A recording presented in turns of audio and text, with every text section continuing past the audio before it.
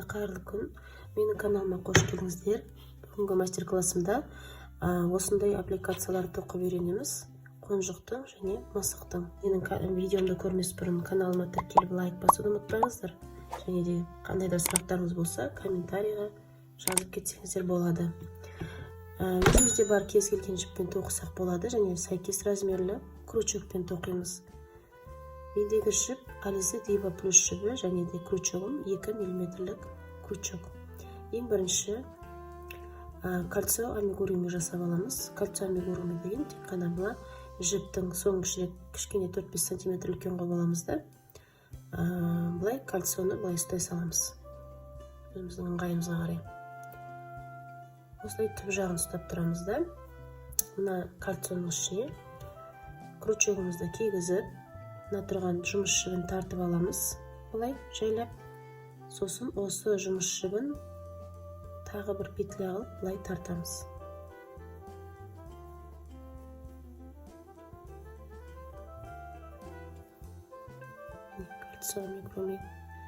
Енді тағы бір 3 петля подъемы көтереміз де, осы кольцоның ішіне 12 столбик с накидом тоқимын. 1, 2, 3.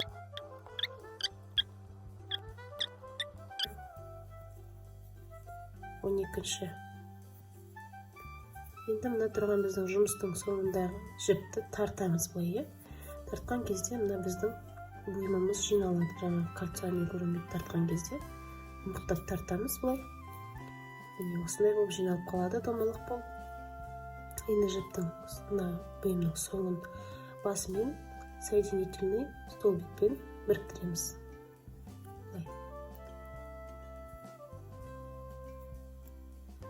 Келесі қатарды тоқу үшін 3 петля подъемы көтеріп аламыз. Воздушный петля.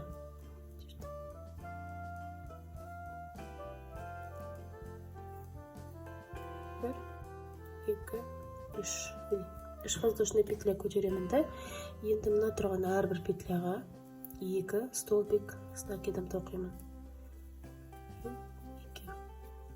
Мына тұрған петляға, өзі осы бір петляға 2 столбик тоқимын с накидом.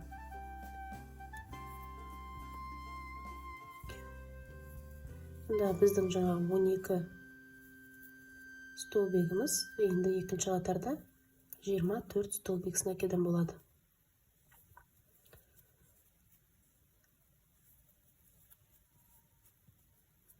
Қатардың соңына дейін өз бетімізше тоқып шығайық. Қатардың соңында кездесеміз.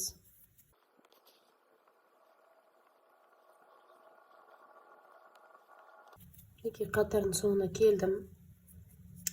Енді қатардың соңын басымен әдеттегідей соединительный петлямен қосамыз. Бұлай. Келесі қатарға өту үшін тағы да 3 петля подъемы көтеріп аламын, воздушный петля. Енді келесі қатарда бұлай болады.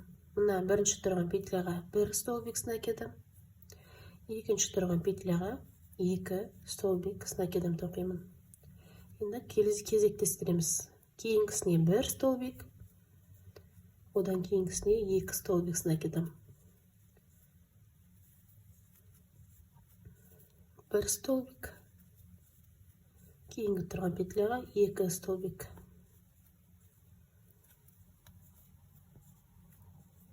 1 столбик,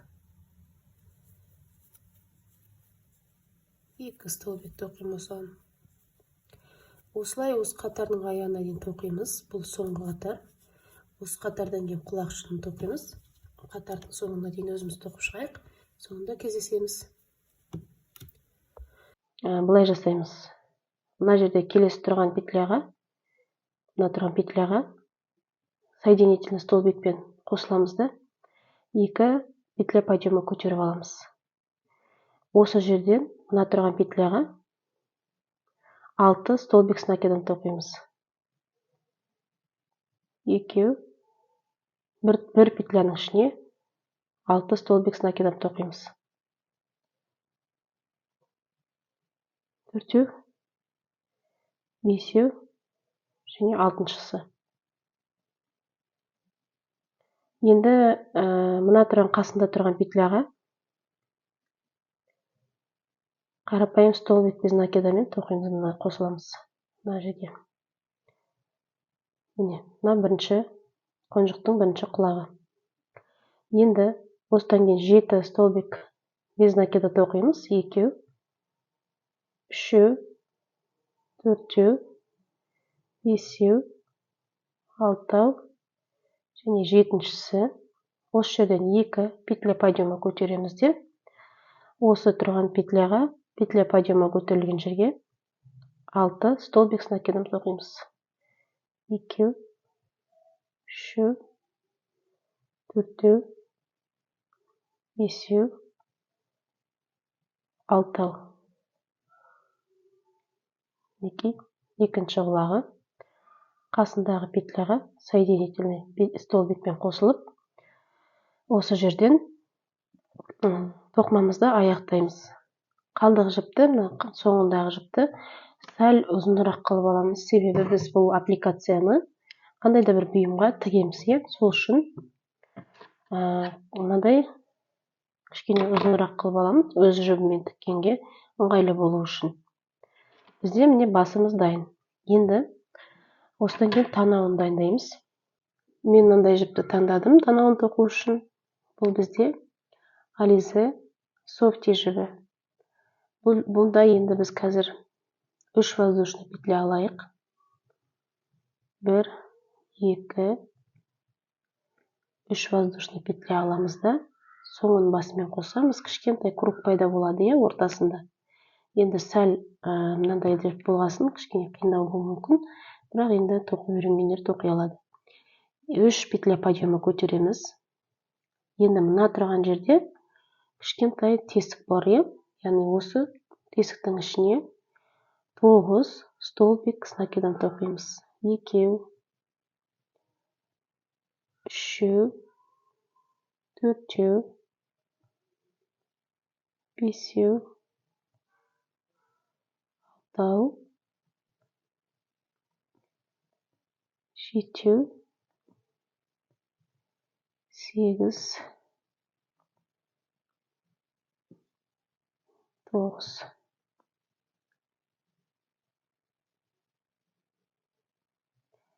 Соңын басымен біріктіреміз, мінекей.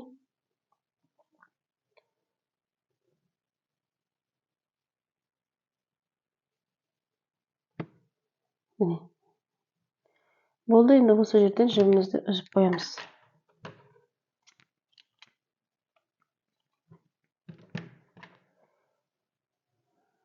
Бірден танауын қазір біздің дайындап қойған басына тігіп тастаймыз. Мына тұрған 2 круг тұр ғой, міне. Соған сәйкестендіріп, міне былай тігеміз.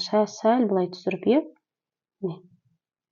Тіккенде мен көбінде кейде жаңа инемен тігуге болады. Енді өздеріңізде болған болса, трикотажный бұйымдарға арналған жіптер бар. Егер де болмаса, мен сияқты былай тіге берулеріңізге болады. Крючокпен сәйкесінше тоқуға болады былай.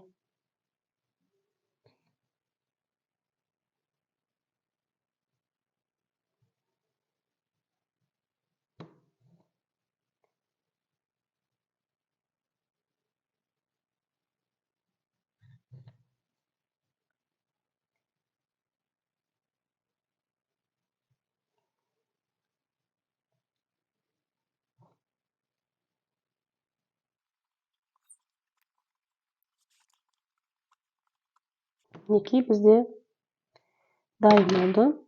Енді мына 2 соңындағы жіпті мен біріктіріп былай байлап қоямын. Шешіліп кетпеу мақсатында. Сосын артық жіпті қиып тастаймыз.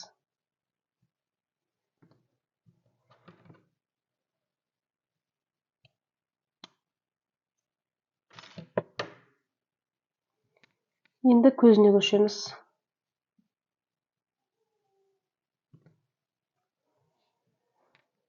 Көзін енді өзі түсі айтып отырғандай қара жіппен тоқимыз. Сәйкесінше жіңішке жіп болған жақсы, қара жіп болғанда. Енді ол көзі өте оңай. Мен тұрған бір кальций амигуруми алмай қоямыз. Қара жіптен мен сізде қазір тоқып жатқанда көрінбеуі мүмкін. Бірақ енді бұл түсінікті деп ойлаймын. 3 воздушный петля аламыз. 2, 3. Мен 3 воздушный петля алып, соңын басымен біріктіремін. Өте кішкентай мынандай не болады, зазор болады, тесік болады. Енді соны тоқуымыз керек. Бір петля подъема көтереміз де, енді осы тесікке 6 столбик без накида тоқимыз.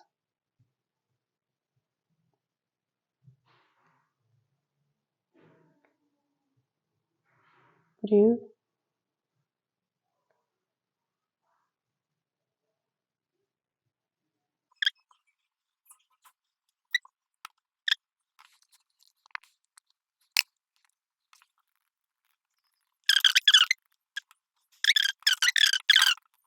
неге мен 2 көзді дайындап алдым.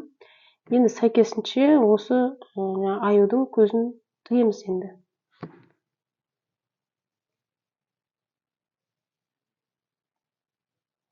Мен әдетте крючокпен бекітемін. Жіптің соңымен жаңағы екі жақтағы соңын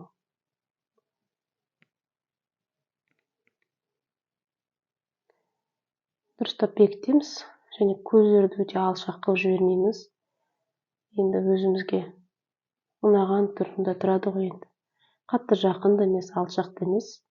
Нормальный қылып орналастырамыз көздерді.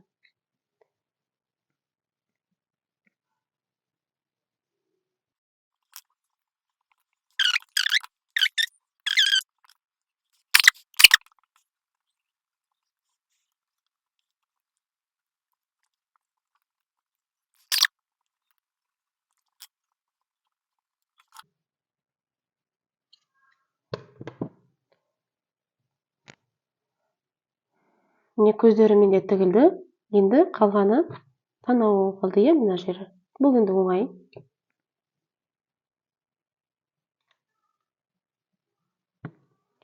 Қазір бұл жеріне тоже қара жіп аламыз. Онша қатты ұзын емес, бір сәл өзімізге керек мөлшерде деп есептеп аламыз.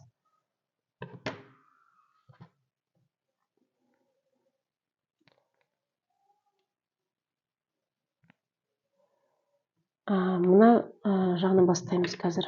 Мына тура ортасынан, танауының ортасынан, аузы болады енді, аузының сызығы дейміз ба. Мына жіпті екі ортасынан кіргізіп аламыз петляның. Бір столбиктің ортасындағы.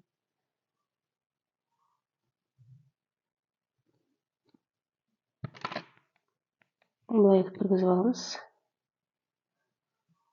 Мына екеуін былай тұру керек бізде. Мына жерден біріктіріп кіргіземіз.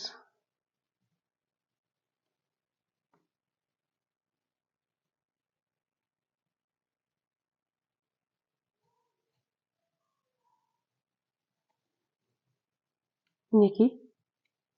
Енді осыған мына екеуін кесектестіріп отырып, қазір бұлай үшбұрышты мұрын жасаймыз.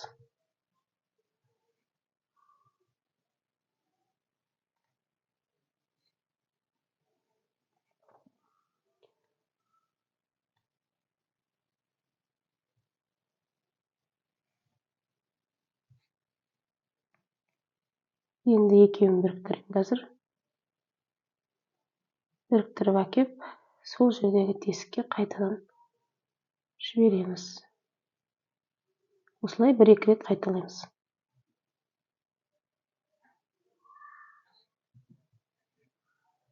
Бұны енді қалауларыңызға байланысты, бағанағы айтып өткендей инемен де тігуге болады.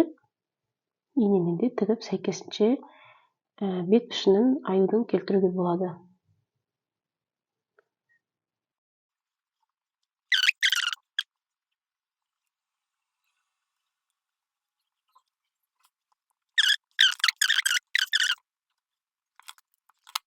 Мен 2 қоншықтың басын тоқып қойдым. Ендігі мәселе біздер мына тұрған қоянның басын тоқуымыз. Ендігі мәселеде мына біздің мысығымыздың басын тоқимыз. Бұл да тап солай 3 қатар тоқылады. Мына тұрған қонжық сияқты. Тек құлағын тоқуды көрсетеміз сіздерге, қалғаны солай қайталанады.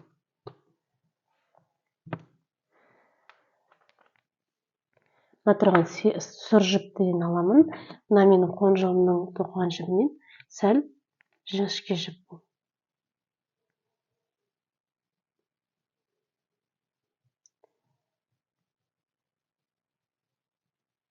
4 воздушный петля алып, осы төртеуін біріктіремде 3 петля подъема алып, осы тұрған кішкентай тесіктің ішіне 12 столбик с накидом тоқимын. Келесі қатарда барлығы 2 еселенеді. Әрбір петляға 2 столбик с накидом тоқылады. Бар болғаны өзі 3 қатар. Сол қатарды өзіміз тоқып шығайық. Тура банағы аюдың басын тоқыған сияқты. Сол 3 қатарды тоқып болғаннан кейін құлағына келген жерінде кездесеміз. Енді мінекей мына қатардың соңына келдім. Енді осы жерде 2 воздушный петля аламыз да, мына жердегі тұрған 5 петляға столбик с накидом тоқимыз. Яғни мына бірінші тұрған мендегі жаңа петля подъемы 1 столбик с накидомды алмастырады. Мінекей 5 столбик с накидом тоқылды. Енді 1 петля подъемы көтеріп аламыз да,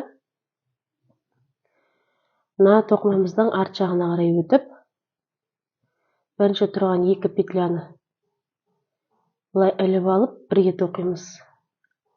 Ортасында 1 петля, сосын 2 шеткі петляны бірге іліп алып, 1 тоқимыз. Міне. Тағы 1 петля подъема көтереміз, былай бұрыламыз алға қарай. 2 петляны бірге тоқып, 1 петляны бір рет тоқимыз. Мінекей. Тағы 1 петля подъем аламыз. Енді мына жерде бізде 1 петля қалды, соны біреуін ғана тоқимыз да былай. 1 петля подъемын көтеріп, бұйымымызды алдына қарай аударамыз. Енді мына жерде біз әрбір мына жердегі петляға 5 столбик без накида тоқимыз. Біреу, екеу, үшеу, төрт столбик без накида тоқимыз екен, кешірерсіздер. Төртіншісі, міне бірінші құлағы. Енді мына жерден ары қарай 7 столбик без накида тоқылады. Екеу,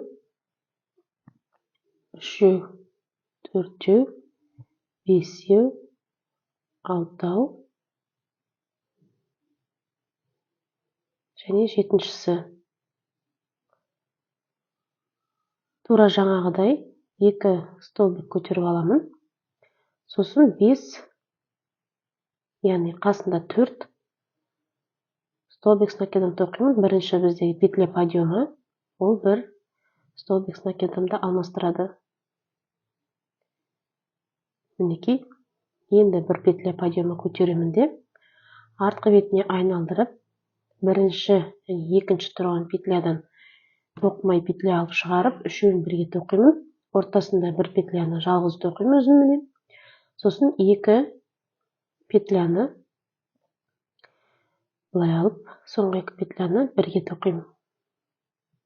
Тағы 1 петля көтеріп аламыз подъемы. 2 петляны бірге тоқимыз. Қасындағы петляны жалғыз өзін тоқимыз. Тағы да 1 петля подъемы көтеріп, бұйымымызды кері айналдырып, мына жерде бізде 1 петля тоқимыз. Тағы 1 петля подъемы көтеремізді.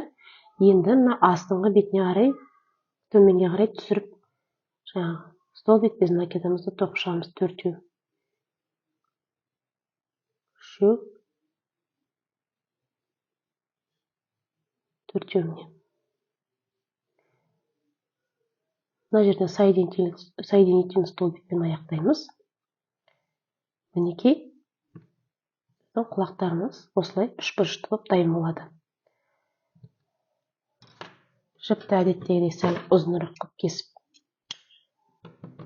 мына жердегі тұрған петлямыздан шығарып қоямыз былай. Мінекей, мен қазір екеуі сәйкес болды. Енді қазір мына тұрған мұрнын, яғни танауы деп атайық, осы жерін тоқимыз, сосын қалған бейнесін келтіретін боламыз. Мен оған ярнард джинс жібімен тоқимын. Тура жаңағы алдындағы біздің танауымыз сияқты болады. 1, 2, 3 петля аламыз да, воздушный. Осы үшеуін біріктіріп қосып, 3 петля подъема көтереміз. Енді мына тұрған кішкентай тесіктің ішіне 12 столбик, кешірерсіздер, 9 столбик с накидом тоқимыз. 2, 3 столбик с накидом тоқылып, енді жіптің соңын басымен қосамыз да, сәл ұзынырақ кесіп алып, тура жаңағыдай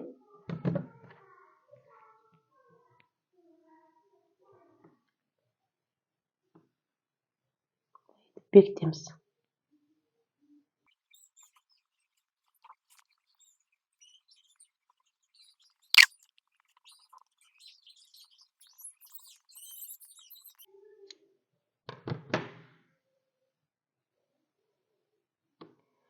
Мінекей мұрнын тігіп қойдық.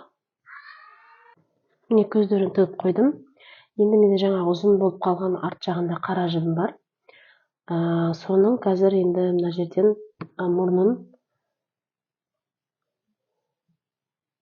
мұрнын жасап жібереміз. Қиын емес, өте оңай. Бұндай мұрнын жаңағы мұртшасын жасау енді әркімнің қолынан келеді бәрінің.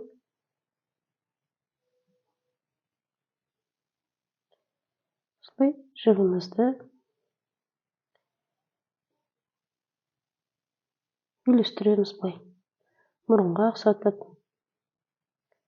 Қазір енді ана мұртшасын ұқсатып жасаймыз. Мұртын.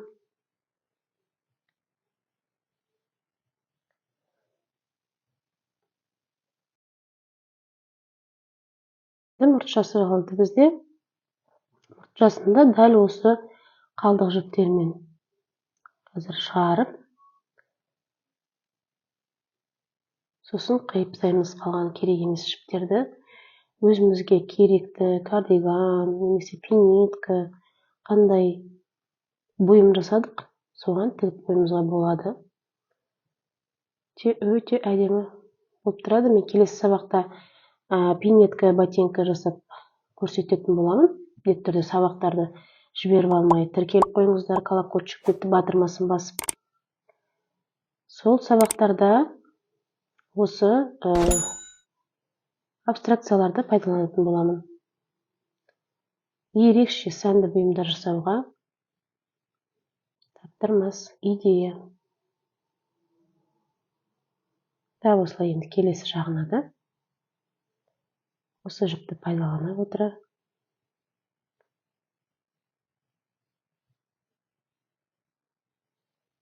жасаймыз. Мінекей менің мысығым дайын болды. Сіздер де менімен бірге тоқып, комментарийда сіздерде шықты ма, тап осындай болып бөлісіп отырыңыздар. Каналыма тіркеліп қойыңыздар. Келесте әртүрлі қызықты тегін мастер-класстар болады. Жіберіп алмай, менімен бірге қарап отырыңыздар. Ал енді менің видеомды соңына дейін көргендеріңізге рахмет. Келесі сабақтарда кездескенше сау саламатта аман болайық.